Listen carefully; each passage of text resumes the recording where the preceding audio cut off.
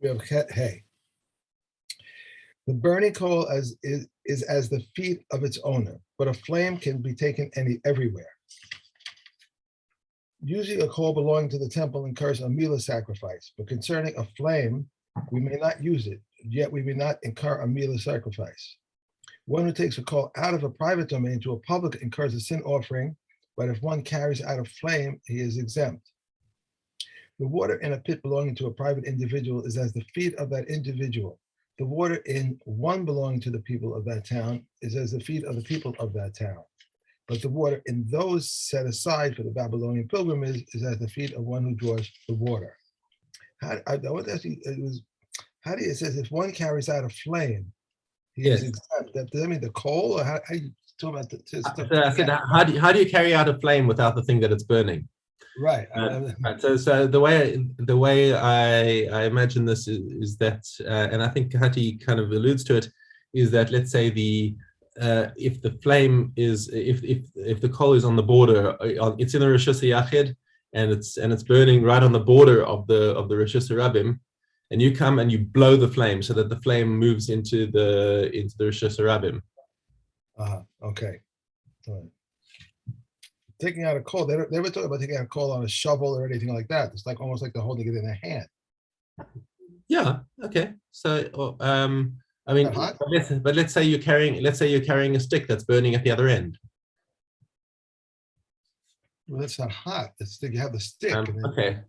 All right. So let's say the guy is a Michiganer and he picks up the coal and he carries it out and he burns himself in the process. Okay. All right. All right. Okay. Vav. If one's produce was in another town and the people of the town made an erev in order to bring some of his produce to him, they may not bring the produce to him. But if he made an erev, his produce is his himself. If one invited guests, they may not take portions with them unless he had given them possessions of their portions before Yom Tov. We may neither water nor slaughter range animals, but we may water and slaughter domestic animals. These are considered domestic, those that pass the night in the town, and range animals those that pass the night on the pasture. Okay. Okay. We'll see you later today.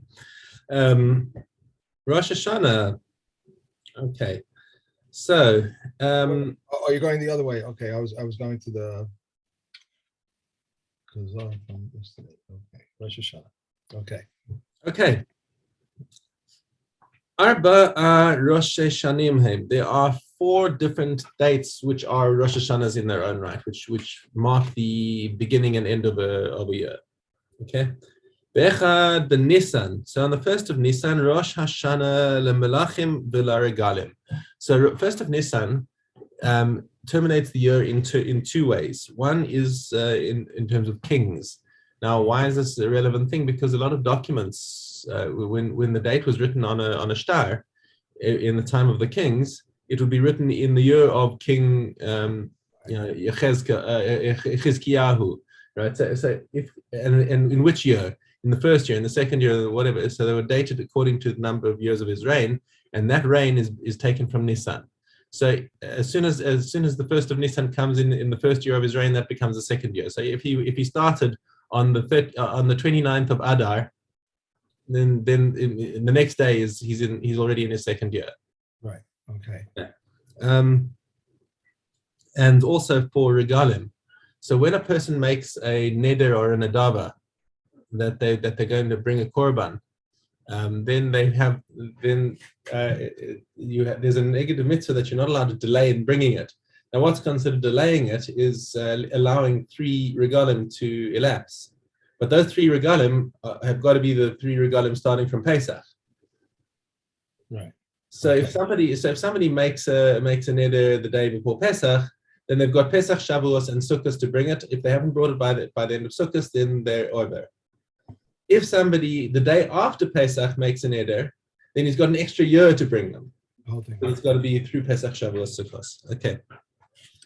Be'echad be'elul, on the 1st of Elul is Rosh Hashana L'Maaseh Behema. If you recall this, when we had hang on, what sector was it in Bachoras that we did Maaseh Behema?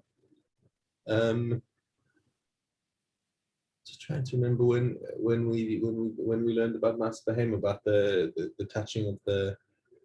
It might have been, maybe it was in Masros. I don't remember. Bakaros, no, it says Bakaros. It says Was in Hilchos Bechoros. Bakaros. Yeah. Was in Bechoros that we learned it, right? Okay, so Echad Be'elul. So the animals that were born before Elul may be grouped together to put into the corral, because you remember you take them out one at a time, and then the 10th one gets the dab of paint, and that one's the maaser. Okay, but they have to have been born before the first of Elul. Once the first of Elul has come, any animals born thereafter can't be grouped with the first group. Mhm. Okay. Rabbi Elazar Rabbi Shimon Omrim be'echad b'Tishrei. They disagree with this. They say that the cutoff date is the first of Tishrei, just like all the other things that are for the first of Tishrei. Okay, but the halacha does not follow them.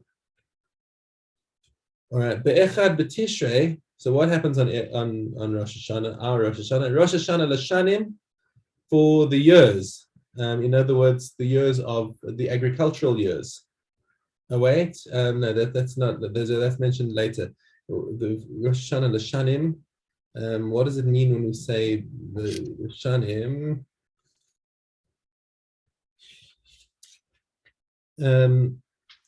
The minyan shanos malchei umos ha'olam. For counting the years of non-Jewish kings. Right. Anything else? Let's talk about.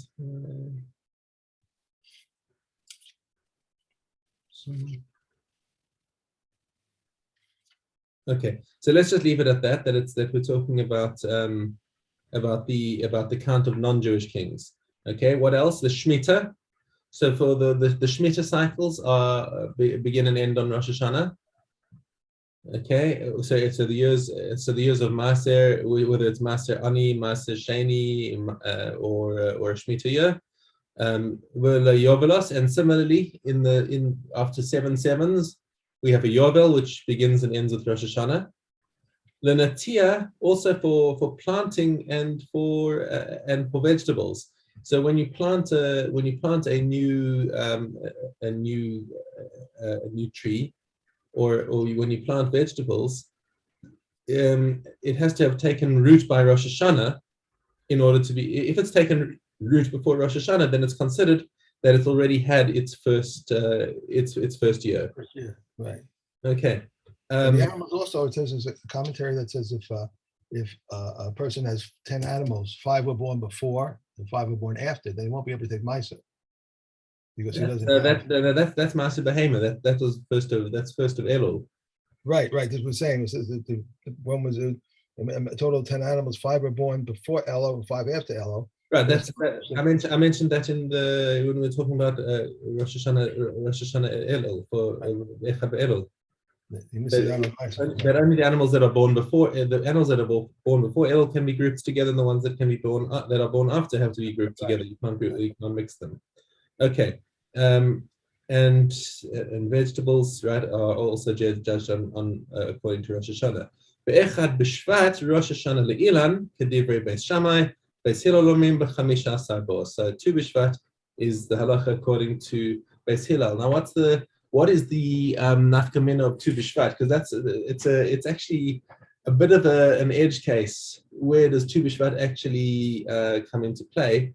It comes into play only for trees. Okay, so first of all, for orla, when you have when you initially plant the tree, it has to have taken root before Rosh Hashanah, because before when it's still a little sapling, it doesn't count as a tree, and it has to have been planted before Rosh Hashanah. So let's say you planted it in beginning of Av, and its first year is over in Rosh Hashanah. Okay.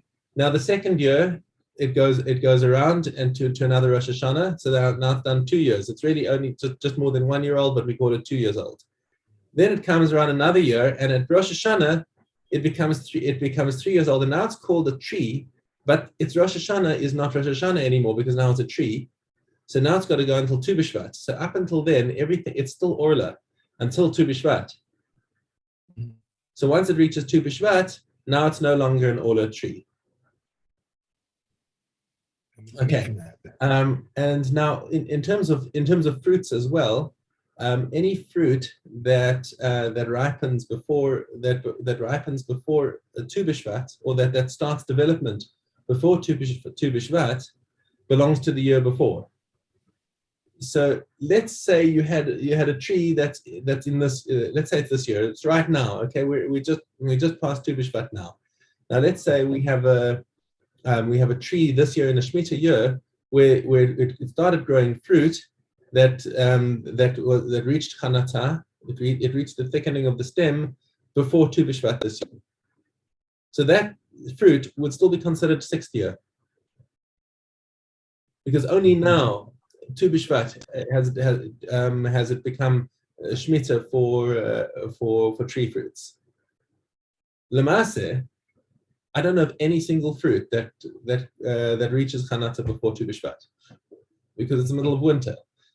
So it seems very impractical, and I don't think there are any fruits. I'm like really unaware of any fruits where this actually comes into play, because all of the fruits only start to even the shaked, the almond tree, which is like famously the one Michigan tree that's busy blooming now. Okay, that's only the flower. Huh? Which tree is this? The almond tree, right? Right. That's the famous thing, that you can drive out into the fields now and see these almond trees in full bloom in the middle of winter. Right, and everyone's all excited. This is Tu B'Shvat, yeah, right? All that famous stuff. But that's still just flowering.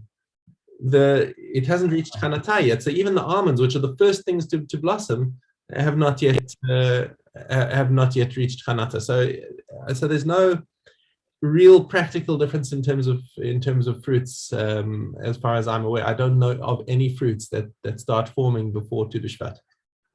It's interesting because my lemon tree is filled. Yes, up. but it's full of last year's fruits. Right.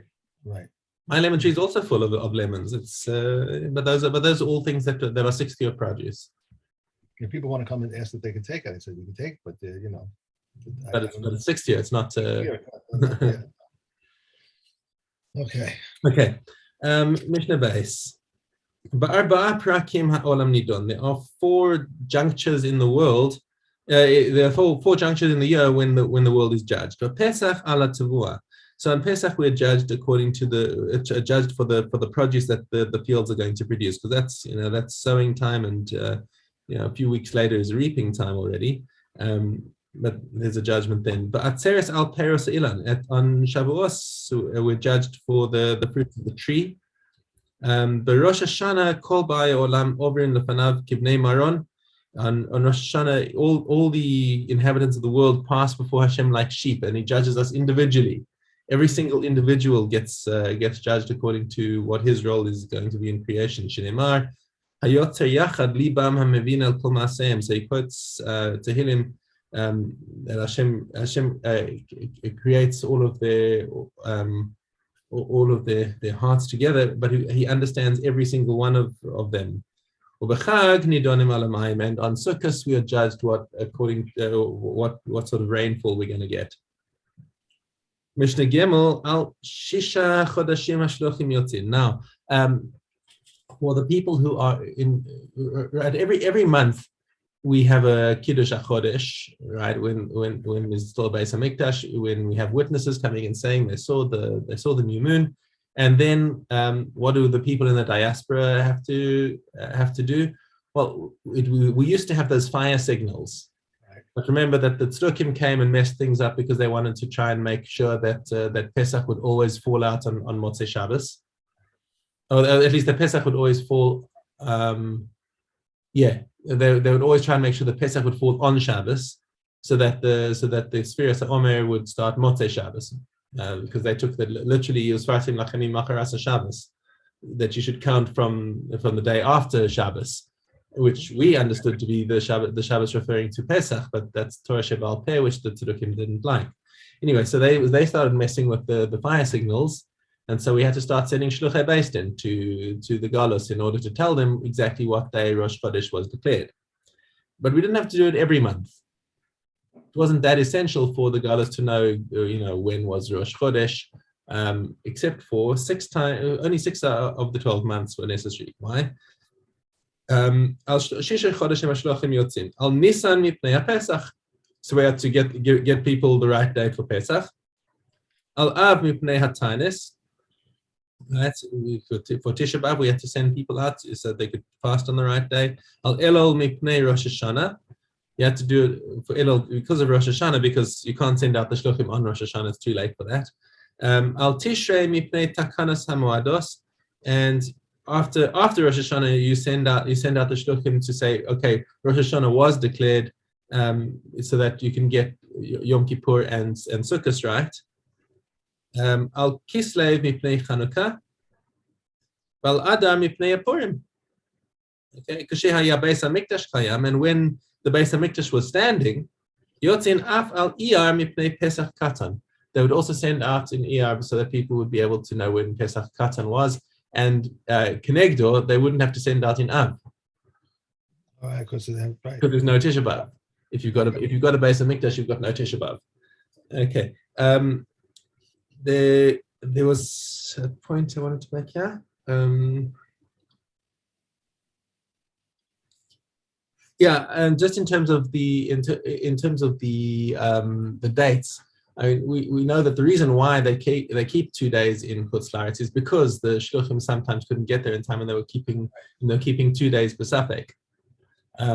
So we send them out after Elul to let them know, when Rosh Chodesh Elul was, but they're still going to be in Safek about Rosh Hashanah, so they keep the 2 days of Rosh Hashanah, and then then they send them out again in Elul in Tishrei to let them know which day was Rosh Hashanah, and then they know which days to keep for Yom Kippur and for Sukkot. The Master Elul was always declared as Elul nowadays is always 29 days. And so they have this argument that, well, why do we have to do this now? Because we know when the dates are. Minhag Avosenu b'yadeinu.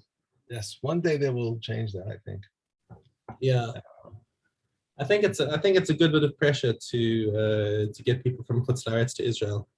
Yeah. And that's I remember enjoying that about one of my favorite sayings about Eretz Israel is that it's one day Yom Tov and 2 weeks Purim. I remember the year that we made Aliyah, so everyone was saying, "Oh, you only have one day of Yom Tov," and that year was 3 days because there was Shabbos in 2 days. So then, I guess the laugh was on me. I don't know. Yeah. And my son-in-law used to say, when he came to America, he said, "I don't understand. There's 2 days." He said, "1 day. That's Yom Tov. And he used to go crazy with these 2 days. I mean, he learned it. That's the way it is. But he said, "You'll see whenever you come to Eretz Israel, you'll see what 1 day is." Yeah. Okay. We're going on to Yoma now, or back to Beitza. Beitza? Okay. Base test. Hey, base test. A pepper grinder can contract tumor contamination as 3 utensils: a receptacle, or as metal utensil, and as a sieve. A child's toy wagon is susceptible to midrash contamination, and it may be moved on Shabbos, but may not be dragged over the ground except over cloth. Rabbi Yehuda says no utensil may be dragged over the ground except for the wagon, because it is only presses. We may not catch fish from a fish pond on Yom Tov, but normally we place food before them. But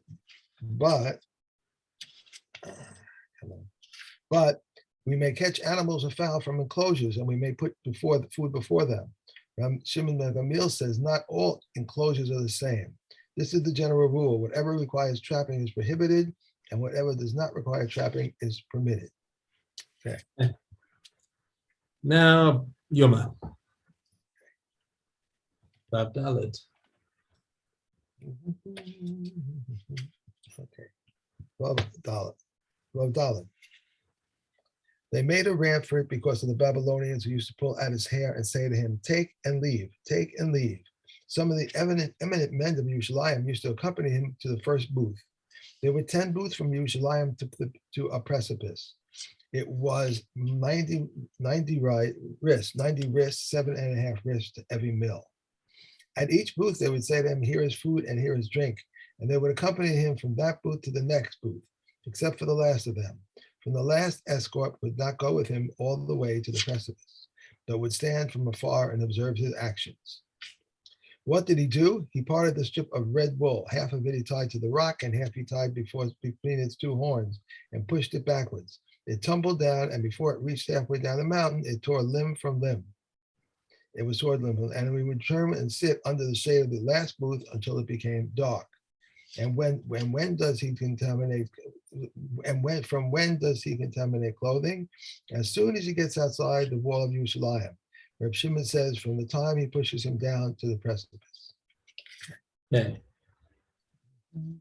Erevin Aleph Yod.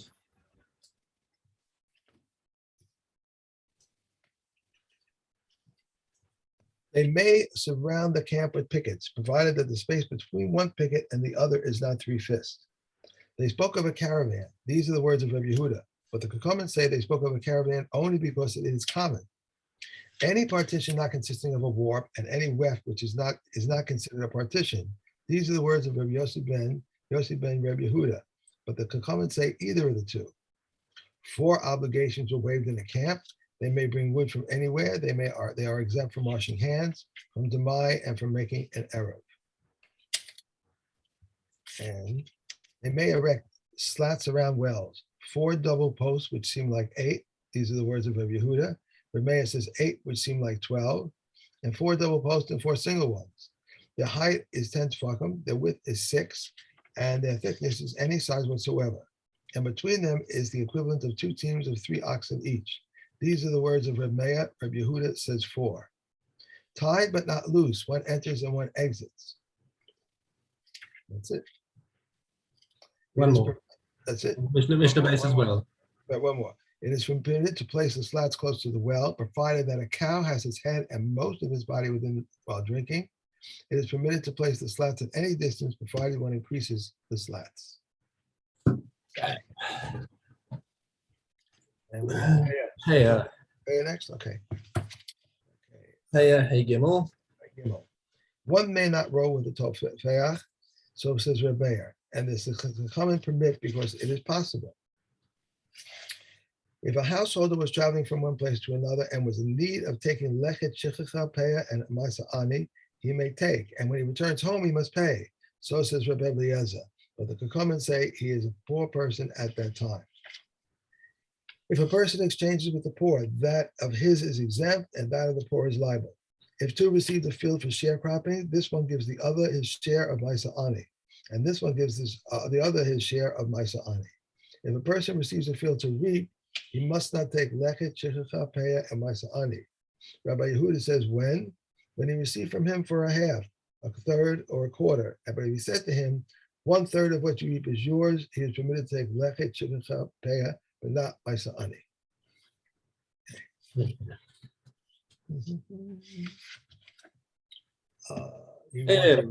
Elam, okay.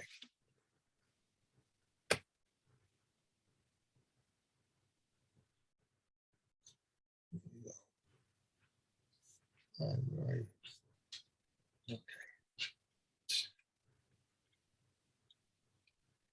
All right. Here we go. Metal. Olive. The avos of Tuma are of sheretz and seminal discharge, one who contracted Tuma from a corpse, a mitzora, during the days of his counting, and purification waters that are insufficient to sprinkle. These render people and utensils tame via contact, and an earthenware utensil via airspace, but they do not render one tame being carried. Above them are nevela, a purification waters that are sufficient for sprinkling, in that they render a person tame via carrying, to render clothing tame via contact. But clothing is spared from tuma when there is only contact. And above them is one who cohabitates with a nida, so that he transmits tuma to a bed that is beneath him, like the one which is above. Above them is the discharge of a zav, his spittle, his semen, his urine, and the menstrual blood of a nida, in that they transmit tuma via contact and by being carried. Above them is a merkav, in that it transmits tumah from beneath a rock, a placed rock. And above a merkav is a mishkav, for its contact is equal to its being carried. Always a mishkav is a zav, and that a zav creates a mishkav, whereas a mishkav does not create a mishkav. Okay. And we have Baba Basra. Baba Basra.